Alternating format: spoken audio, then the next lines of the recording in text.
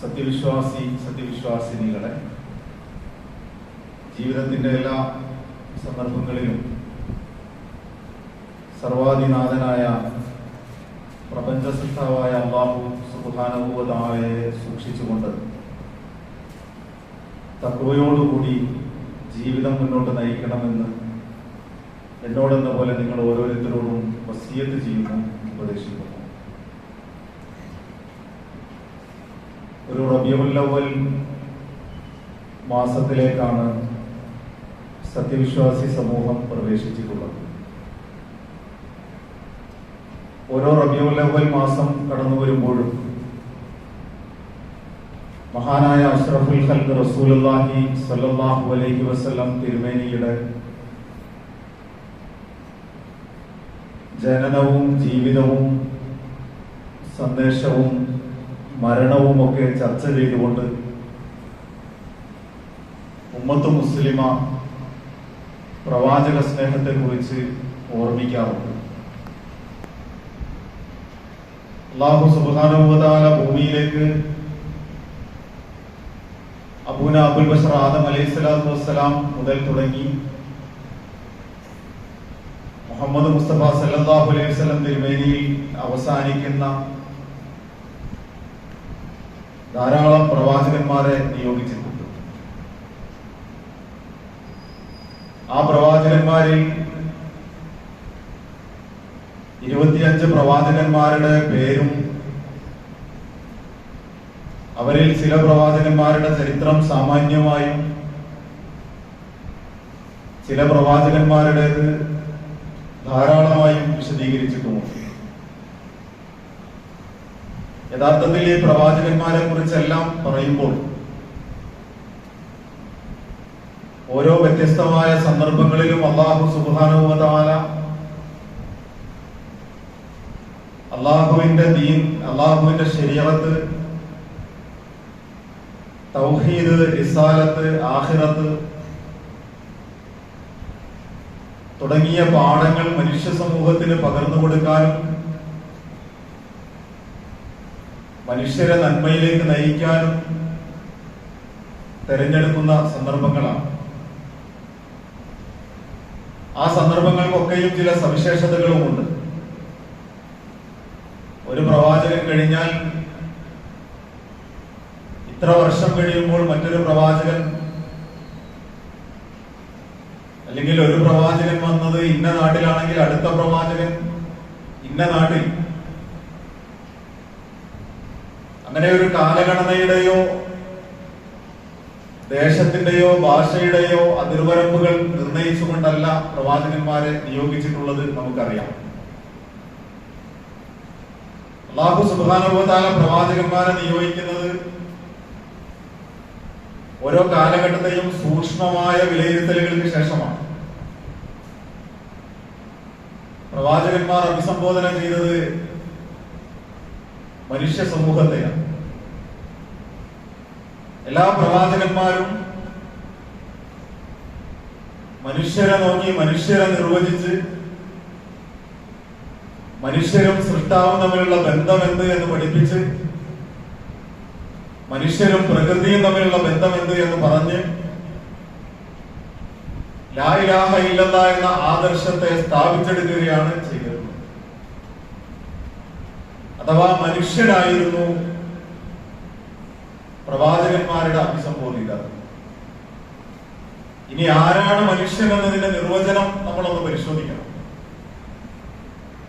ഞാൻ ചില കാര്യങ്ങളെ, അല്ലെങ്കിൽ വലിയ ഒരു വിഷയത്തിന്റെ ആമുഖം മാത്രമാണ് ഇന്ന് പ്രിയമുള്ള സഹോദരങ്ങളുടെ മുമ്പിൽ സൂചിപ്പിക്കാൻ ആഗ്രഹിക്കുന്നത്. എന്താണ് ആ വിഷയമെന്ന് ചോദിച്ചാൽ, ലോകം എന്നതാണ്, മനുഷ്യൻ എന്നതാണ്, കാലം എന്നതാണ്. കാരണം അല്ലാഹു സുബ്ഹാനഹു വ തആല പ്രവാചകന്മാരെ നിയോഗിച്ചത് ലോകത്തെയും കാലത്തെയും മനുഷ്യനെയും വിലയിരുത്താനായിരുന്നു. ആ വിലയിരുത്തലുകളുടെ അടിസ്ഥാനത്തിൽ മനുഷ്യനെ നേർമാർഗത്തിലേക്ക് ഉയർത്തി നിർത്താൻ വേണ്ടിയായി.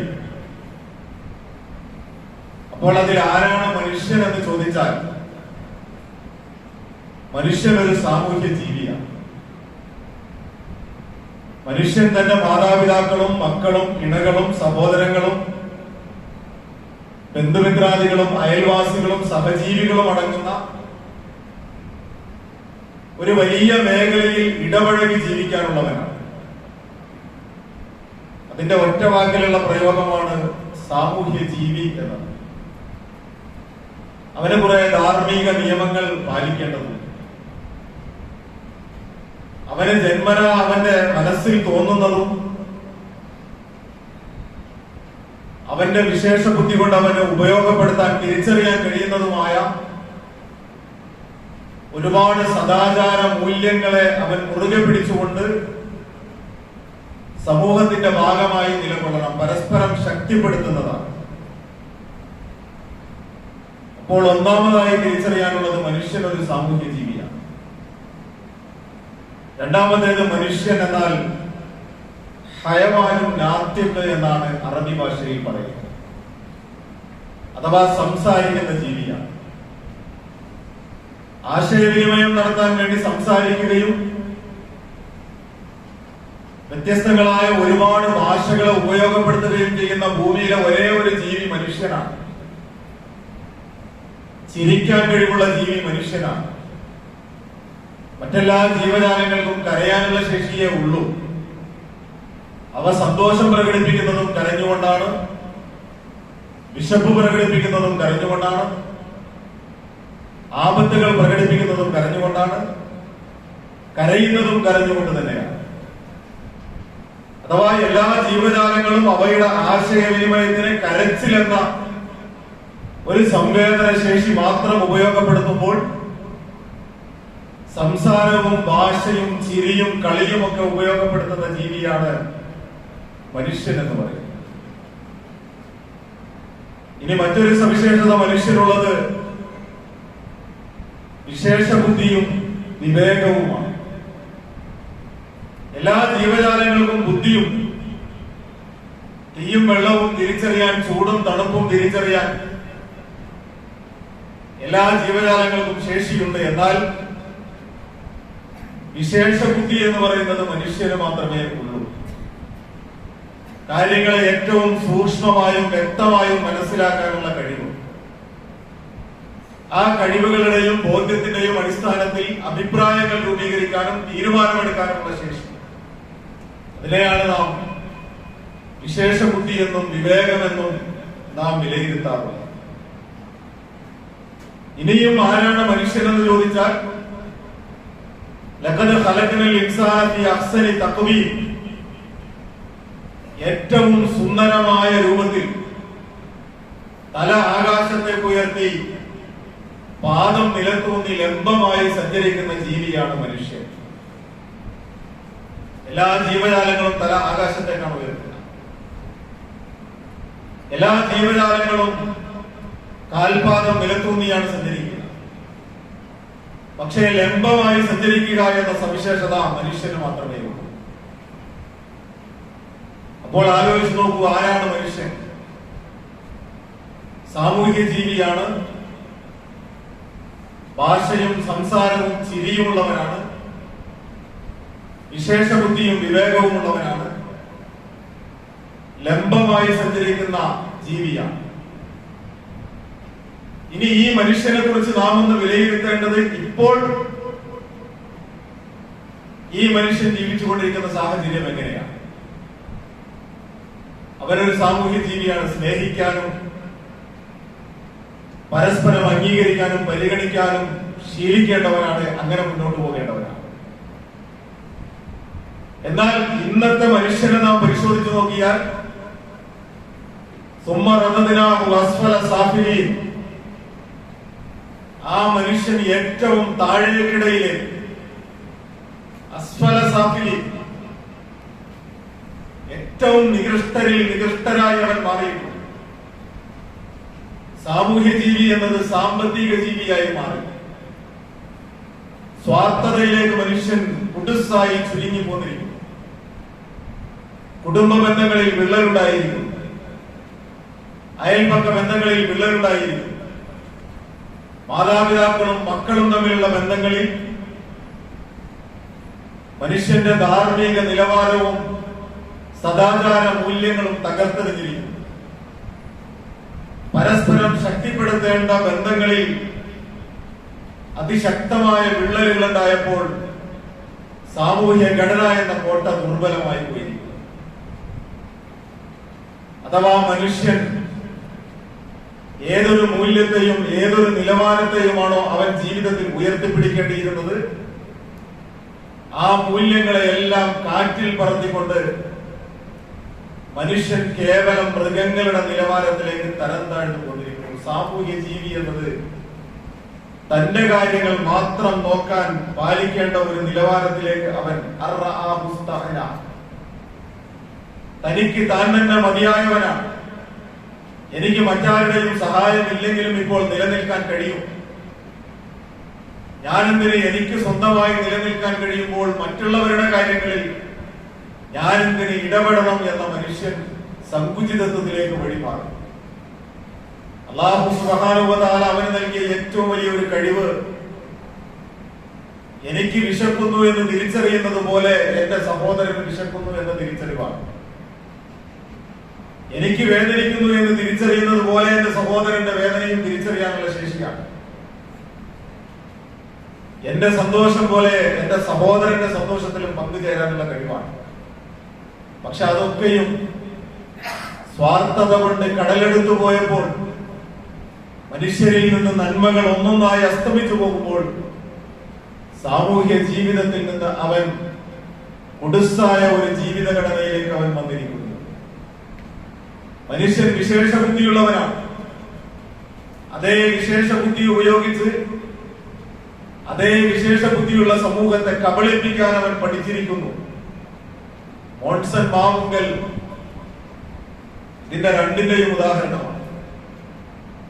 വിശേഷ ബുദ്ധി കൊണ്ട് വിശേഷ ബുദ്ധിയുള്ള മനുഷ്യനെ, വിദ്യാസമ്പന്നത കൊണ്ട് വിദ്യാസമ്പന്നനായ മനുഷ്യന്, സാമ്പത്തിക ശേഷി കൊണ്ട് സാമ്പത്തിക ശേഷിയുള്ള മനുഷ്യന്, സംസാരശേഷി കൊണ്ട് സംസാരിക്കാൻ കഴിയുന്ന മനുഷ്യന്, വാചാലത കൊണ്ട് അതിനേക്കാൾ വാചാലരായ സെലിബ്രിറ്റികളെ ആരെയൊക്കെയാണ് അദ്ദേഹം കബളിപ്പിച്ചത്?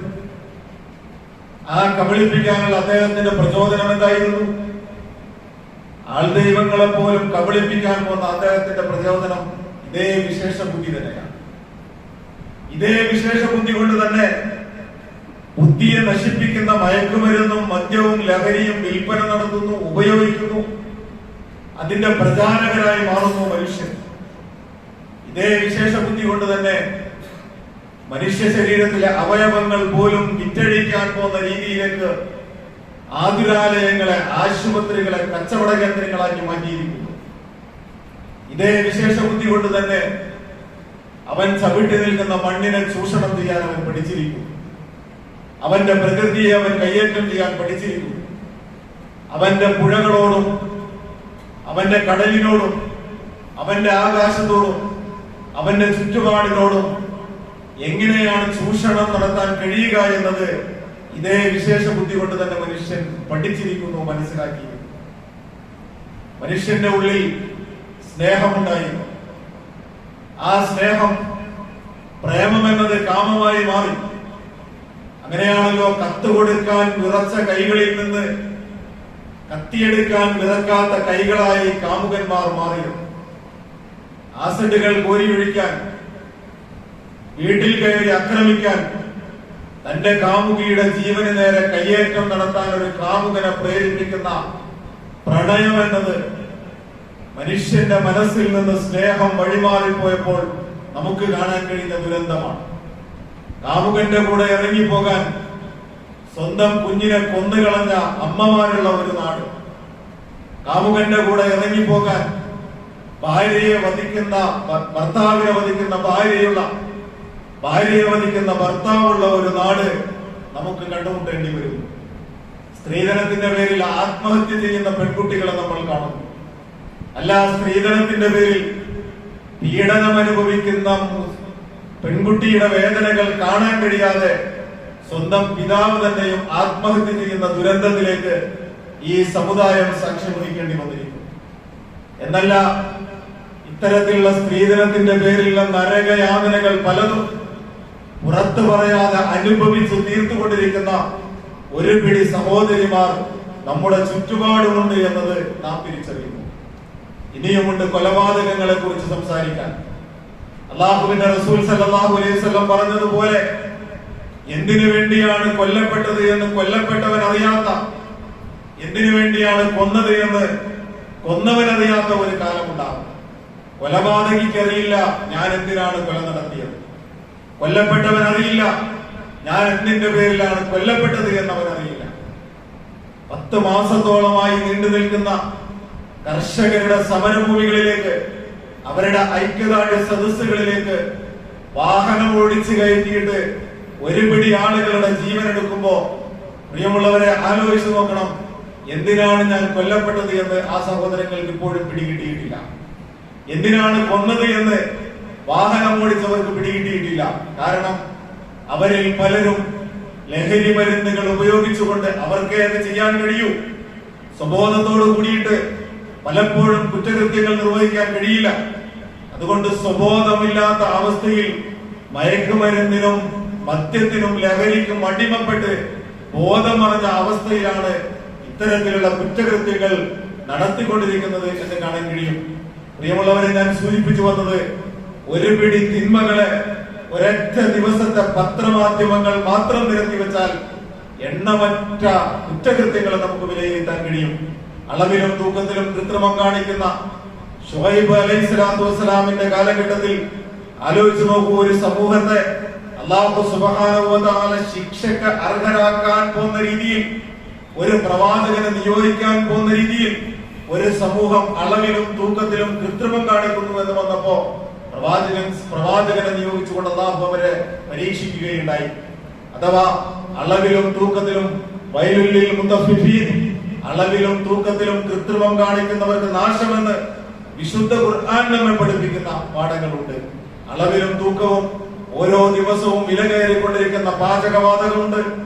ഓരോ നിമിഷവും വില കയറിക്കൊണ്ടിരിക്കുന്ന പെട്രോളിയം ഉൽപ്പന്നങ്ങളുമുണ്ട്.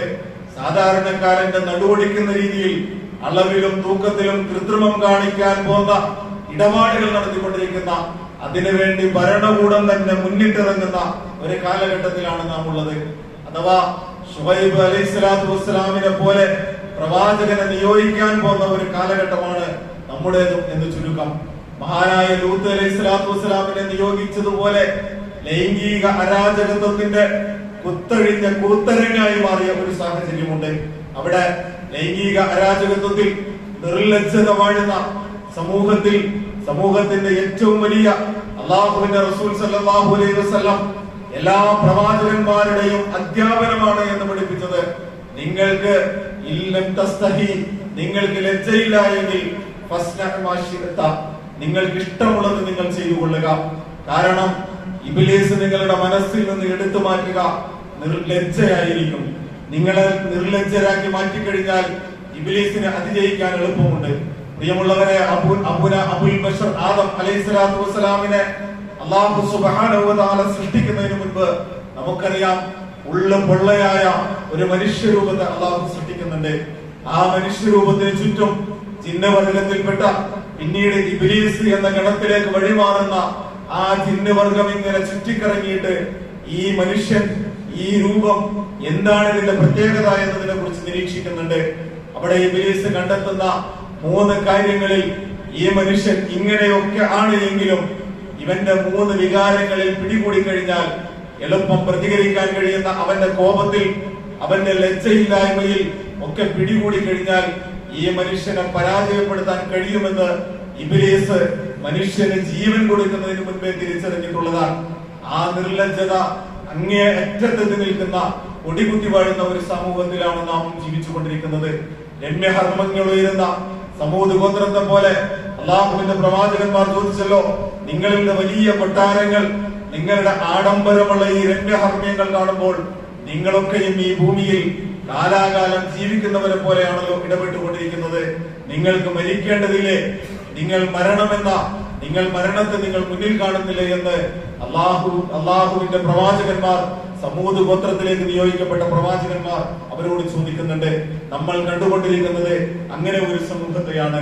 ഖാറൂനിനെ പോലെ അതിസമ്പന്നതയുടെ മേൽക്കോയ്മയിൽ എല്ലാം മറന്ന് മതിമറന്ന് ആഘോഷിച്ചു കൊണ്ടിരിക്കുന്നവരെ നമ്മൾ കാണുന്നു. ഏകാധിപത്യത്തിന്റെ പേരിൽ സമൂഹത്തെ ആകമാനം പിഴിഞ്ഞുകൊണ്ടിരിക്കുന്ന ഫിർഔനിനെ പോലെയുള്ള ഫാഷിസത്തെ നമ്മൾ കണ്ടുകൊണ്ടിരിക്കുന്നു. നമ്രൂദിനെ പോലെയുള്ള, അല്ലെങ്കിൽ നമ്രൂദ് പ്രതിനിധാനം ചെയ്തതുപോലെയുള്ള പൗരോഹിത്യത്തെ, അന്ധവിശ്വാസങ്ങളെ നമ്മൾ കണ്ടുകൊണ്ടിരിക്കുന്നു. ഞാൻ പറഞ്ഞു വന്നത്, ഒരുപാട് പ്രവാചകന്മാർ ദർശിച്ച സമൂഹത്തിന്റെ എല്ലാ തിന്മകളും കൂടിക്കലർന്ന ഒരു അന്തരീക്ഷത്തിലാണ് ഞാനും നിങ്ങളും ഉള്ളത്. ഒരു റബീഉൽ അവ്വലിലേക്ക് പ്രവേശിക്കുമ്പോ, അള്ളാഹുവിന്റെ റസൂൽ സല്ലല്ലാഹു അലൈഹി വസല്ലമയെ കുറിച്ച് നമ്മൾ അനുസ്മരിക്കുമ്പോ, അള്ളാഹുവിന്റെ പ്രവാചകനെ നമ്മൾ സ്നേഹിക്കണം എന്ന് പറയുമ്പോൾ, അള്ളാഹുവിന്റെ പ്രവാചകന്റെ ദൗത്യത്തെ കുറിച്ച് നമ്മൾ പഠിക്കുമ്പോ, നമ്മുടെ സമൂഹത്തിൽ പ്രവാചകന്മാരില്ലാത്ത ഒരു സമൂഹത്തിൽ ഇനിയൊരു പ്രവാചകൻ ഒരിക്കലും ഭൂമിയിലേക്ക് നിയോഗിക്കപ്പെടാൻ പോകുന്നില്ല.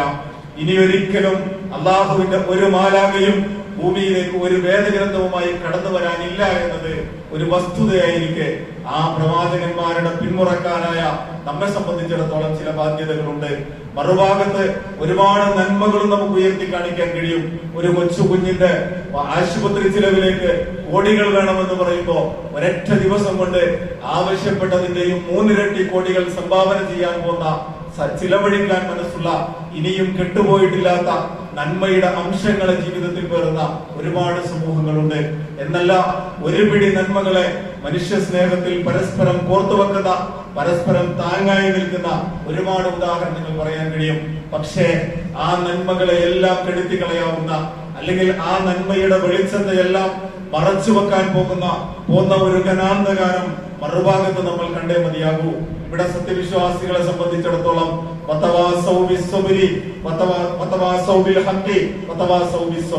വിശുദ്ധ ഖുർആൻ വളരെ ചെറിയ ഒരു അധ്യായത്തിലൂടെ വൽ അസ്ർ, കാലം കൊണ്ട് ഞാൻ സത്യം ചെയ്യുന്നു, അല്ലെങ്കിൽ കാലത്തെ നിങ്ങളുടെ മുമ്പിൽ ഞാൻ സാക്ഷിയാക്കുന്നു. എന്തിനാണ് കാലത്തെ ഞാൻ സാക്ഷിയാക്കുന്നത്? ഇന്നൽ ഇൻസാന ലഫീ ഖുസ്ർ, തീർച്ചയായും മനുഷ്യരൊക്കെയും നഷ്ടത്തിൽപ്പെട്ടു പോയിരിക്കുന്നു. നഷ്ടക്കാരല്ലാത്ത മനുഷ്യരെല്ലാം നഷ്ടത്തിൽ പതിക്കുമ്പോ, നഷ്ടക്കാരല്ലാത്ത മനുഷ്യരാര് എന്നതിന് 4 സവിശേഷതകൾ അല്ലാഹു സുബ്ഹാനഹു വ തആല പറഞ്ഞു. ആ 4 സവിശേഷതകൾ ഇല്ലല്ലദീന ആമനു വ അമിലുസ് സ്വാലിഹാത്ത്, വിശ്വസിക്കുകയും സൽക്കർമ്മം പ്രവർത്തിക്കുകയും ചെയ്യുക എന്നതുപോലെ, വതവാസൗ ബിൽ ഹഖി വതവാസൗ ബിസ് സബ്ർ, പരസ്പരം സത്യം കൊണ്ട് ഉപദേശിക്കുന്ന, പരസ്പരം സഹനം കൊണ്ട് ഉപദേശിക്കുന്ന ആളുകളായിരിക്കണം. അവരാണ് വിജയിക്കാനുള്ളവർ. ആലോചിച്ചു നോക്കൂ, ഉപദേശിക്കുക എന്നത് ഒരു കൂട്ടരുടെ മാത്രം ബാധ്യതയല്ല. പലപ്പോഴും നമ്മൾ തെറ്റിദ്ധരിക്കാറുണ്ട്, ഉപദേശിക്കുക എന്നത് ചില ആളുകൾ ഉപദേശിക്കാൻ മാത്രം ബാധ്യതയുള്ള, വേറെ ചില ആളുകൾ ഉപദേശം കേൾക്കാൻ വിധിക്കപ്പെട്ട ആളുകളാണ് എന്ന് പലപ്പോഴും നമ്മൾ തെറ്റിദ്ധരിക്കാറുണ്ട്. പക്ഷെ അല്ലാഹു സുബ്ഹാനഹു വ തആല പറയുന്നു, വതവാസൗ, നിങ്ങൾ പരസ്പരം ഉപദേശിക്കണം.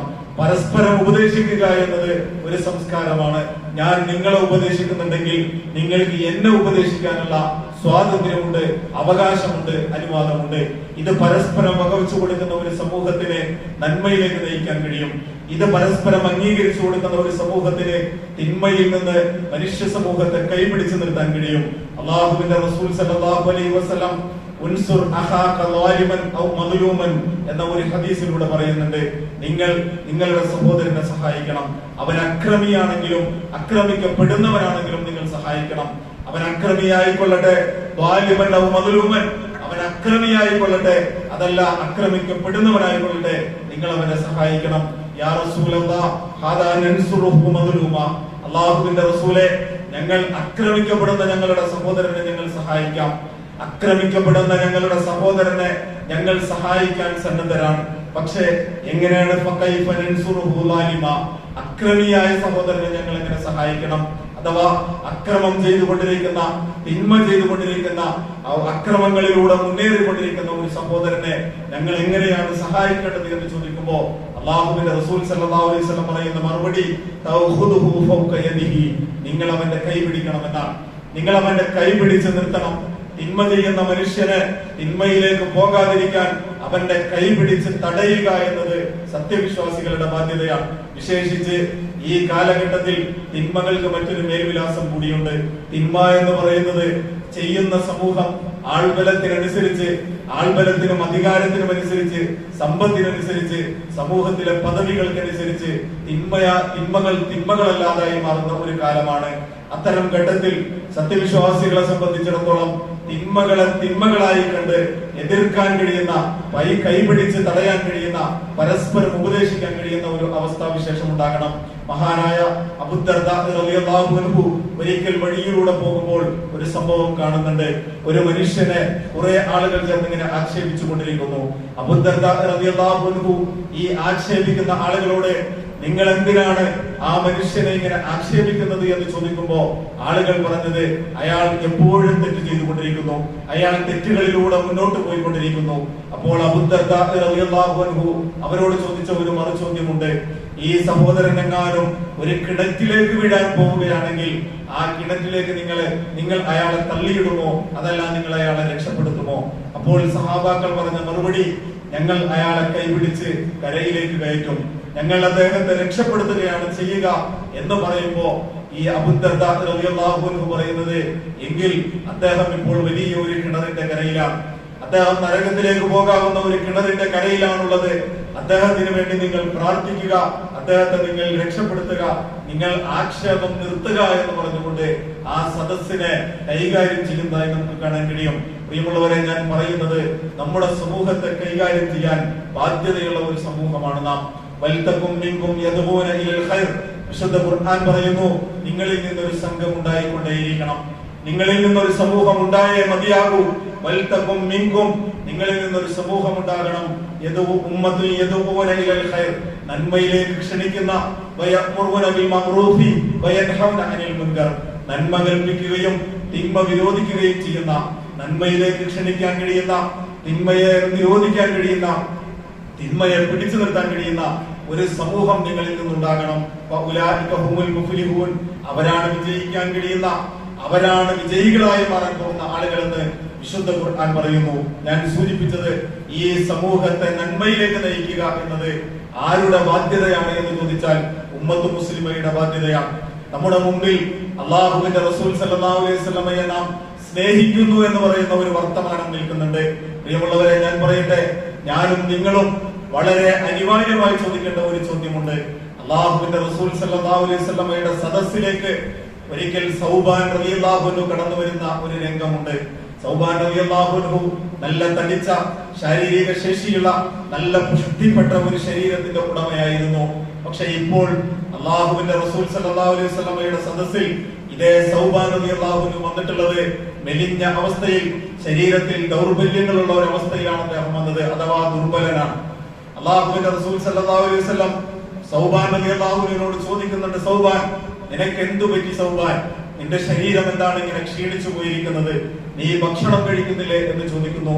അല്ലാഹുവിന്റെ റസൂൽ സല്ലല്ലാഹു അലൈഹി വസല്ലമയോട് സൗബാൻ റളിയല്ലാഹു അൻഹു കണ്ണുകൾ നിറഞ്ഞുകൊണ്ട് പറയുന്ന ഒരു മറുപടിയുണ്ട്. അല്ലാഹുവിന്റെ ദൂതരെ, എനിക്ക് ഈ ഭൂമിയിൽ ഏറ്റവും ഇഷ്ടപ്പെട്ടത് താങ്കളെ എന്റെ കൺമുന്നിൽ ഇങ്ങനെ കണ്ടുകൊണ്ടിരിക്കുക എന്നതാണ്. ഞാൻ അല്ലാഹുവിന്റെ റസൂലിനെ സ്നേഹിക്കുന്നു, അല്ലാഹുവിന്റെ റസൂലിനെ ഇങ്ങനെ കണ്ണു നിറയെ കണ്ടുകൊണ്ടിരിക്കുക എന്നതാണ് എന്റെ ജീവിതത്തിൽ ഏറ്റവും ഇഷ്ടപ്പെട്ട സംഗതി, അല്ലാഹുവിന്റെ റസൂലെ. പക്ഷേ ഈ ഇടയായി എന്റെ മനസ്സിനെ വല്ലാതെ അലട്ടുന്ന ഒരു പ്രശ്നമുണ്ട്. ഞാനും അല്ലാഹുവിന്റെ റസൂലും ഒക്കെ മരിക്കുമല്ലോ, മരണപ്പെട്ട് കഴിഞ്ഞാൽ അല്ലാഹുവിന്റെ റസൂലെ താങ്കൾ ഉണ്ടാവുക ജന്നാത്തുൽ ഫിർദൗസ് എന്ന് പറയുന്ന സ്വർഗത്തിന്റെ ഏറ്റവും ശ്രേഷ്ഠമായ ശ്രേണിയിലായിരിക്കും. പക്ഷേ എന്റെ ഭയമതല്ല റസൂലെ, അല്ലാഹുവിന്റെ റസൂൽ താങ്കൾ ജന്നാത്തുൽ ഫിർദൗസിൽ ഉണ്ടാകുമ്പോ ഞാൻ സ്വർഗത്തിൽ പ്രവേശിക്കുമോ എന്ന് പോലും എനിക്കറിയില്ല. ഇനി അഥവാ ഞാൻ സ്വർഗത്തിൽ പ്രവേശിക്കുകയാണെങ്കിൽ താങ്കളോടൊപ്പം താങ്കളെ എനിക്ക് കാണാൻ കഴിയുമോ എന്ന പേടിയാണ് റസൂലെ. ആ പേടിയിലാണ് എന്റെ ശരീരം ക്ഷീണിച്ചു കൊണ്ടിരിക്കുന്നത് എന്ന് അദ്ദേഹം പറയുമ്പോ അല്ലാഹുവിന്റെ റസൂൽ സല്ലല്ലാഹു അലൈഹി വസല്ലം ചേർത്ത് നിർത്തിയിട്ട് വാരിപ്പുണർന്നുകൊണ്ട് സൗബാൻ റളിയല്ലാഹു അൻഹുവിനോട് സ്നേഹം പ്രകടിപ്പിക്കുന്നുണ്ട്. ആ സ്നേഹപ്രകടനം മാത്രമായിരുന്നില്ല അവിടെ സംഭവിച്ചത്. അല്ലാഹു സുബ്ഹാനഹു വ തആല വിശുദ്ധ ഖുർആനിൽ അല്ലാഹുവിനെയും അല്ലാഹുവിനെയും അല്ലാഹുവിന്റെ റസൂലിനെയും അനുസരിക്കുന്നവരാരാണോ ഉലൈക മഅല്ലദീന അൻഅമല്ലാഹു അലൈഹിം, അവർ നാളെ ഉണ്ടാവുക അല്ലാഹു അനുഗ്രഹിച്ചവരോടൊപ്പമാണ്.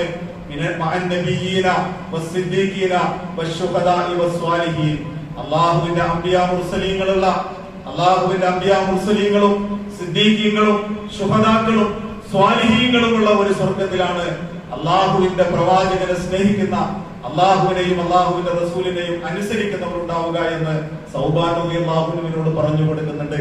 പ്രിയമുള്ളവരെ, ആലോചിച്ച് നോക്കണം. ഞാനും നിങ്ങളും ആഗ്രഹിക്കുന്നില്ലേ അള്ളാഹുവിന്റെ റസൂലിനോടൊപ്പം സ്വർഗത്തിൽ ചേരണമെന്ന്? അള്ളാഹുവിന്റെ പ്രവാചകനുള്ള ഒരു സ്വർഗത്തിന്റെ കവാടത്തിലേക്ക് കടന്നു ചെല്ലണമെന്ന് കൊതിക്കാത്ത ഏത് സത്യവിശ്വാസിയാണ് ഉണ്ടാവുക? അവിടെ നമ്മൾ ആലോചിക്കേണ്ടത് സൗബാൻ റളിയല്ലാഹു അൻഹു കരഞ്ഞതുപോലെ, സൗബാൻ റളിയല്ലാഹു അൻഹുവിനോട് വിശുദ്ധ ഖുർആൻ മറുപടി പറഞ്ഞതുപോലെ, അള്ളാഹുവിനെയും അള്ളാഹുവിന്റെ റസൂലിനെയും നിങ്ങൾ അനുസരിക്കുന്നുണ്ട് എങ്കിൽ നിങ്ങൾക്ക് അവിടെ എത്തിച്ചേരാൻ കഴിയും. ആ അനുസരണത്തിന്റെ ഭാഗം കേവലം റബീഉൽ അവ്വൽ മാസത്തിൽ ഒരു മാസത്തിൽ ഒതുങ്ങി നിൽക്കുന്ന അള്ളാഹുവിന്റെ പ്രവാചകനോടുള്ള സ്നേഹമല്ല. നേരെ മറിച്ച് എല്ലാ കാലവും നിറഞ്ഞു നിൽക്കുന്ന ഹൃദയത്തിൽ ഫുആദ് എന്ന് പറയുന്ന, അഫ്ഇദത്ത് എന്ന് പറയുന്ന ഹൃദയത്തിന്റെ അകത്ത് നിറച്ചു നിർത്താൻ കഴിയുന്ന അള്ളാഹുവിനോടും അള്ളാഹുവിന്റെ റസൂലിനോടുമുള്ള ഒരു സ്നേഹമായിരിക്കണം. ആ സ്നേഹം എന്നത് അള്ളാഹുവിന്റെ പ്രവാചകൻ പഠിപ്പിച്ച പാഠങ്ങൾ ജീവിതത്തിലേക്ക് ഏറ്റെടുക്കുക എന്നതായിരിക്കണം. ആ ഏറ്റെടുക്കുന്നതിന്റെ ഒന്നാമത്തെ പാഠമാണ്, ഒറ്റ വാക്കിൽ പറഞ്ഞാൽ പാഠം 1, ഞാനും നിങ്ങളുമുള്ള സമൂഹത്തെ വിലയിരുത്തുക. നമ്മുടെ ചുറ്റുപാടുമുള്ള മനുഷ്യരെ നോക്കുക, നമ്മുടെ സഹജീവികളെ നോക്കുക, നമ്മുടെ പ്രകൃതിയെ നോക്കുക. ആ നോട്ടത്തിന്റെ ഒരു ആമുഖമാണ് പ്രിയമുള്ളവരെ ഞാൻ പറഞ്ഞു വെച്ചത്. സാമൂഹ്യ ജീവിയായ മനുഷ്യൻ, വിശേഷ ബുദ്ധിയുള്ള മനുഷ്യൻ, സംസാരിക്കുകയും ചിരിക്കുകയും ചെയ്യുന്ന മനുഷ്യൻ, തല ഉയർത്തിപ്പിടിച്ച് പാദം നിലത്തുനിന്ന് ലംബമായി സഞ്ചരിക്കുന്ന മനുഷ്യൻ, പക്ഷേ നിന്നിരിൽ നിന്നരായി ഏറ്റവും താഴെക്കിടയിലേക്ക് മൃഗങ്ങളെക്കാൾ മോശമായ അവസ്ഥയിലേക്ക് പോയിട്ടുണ്ട് എങ്കിൽ ആ സാമൂഹ്യ ഘടനയിൽ ഒരു തിരുത്തിനെ കുറിച്ച സ്വപ്നം കാണാൻ കഴിയേണ്ടത് സത്യവിശ്വാസികൾക്കാണ്. എങ്കിലാണ് ആ സ്വപ്നത്തിലേക്ക് നടന്നെടുക്കാൻ നമുക്ക് കഴിയുക.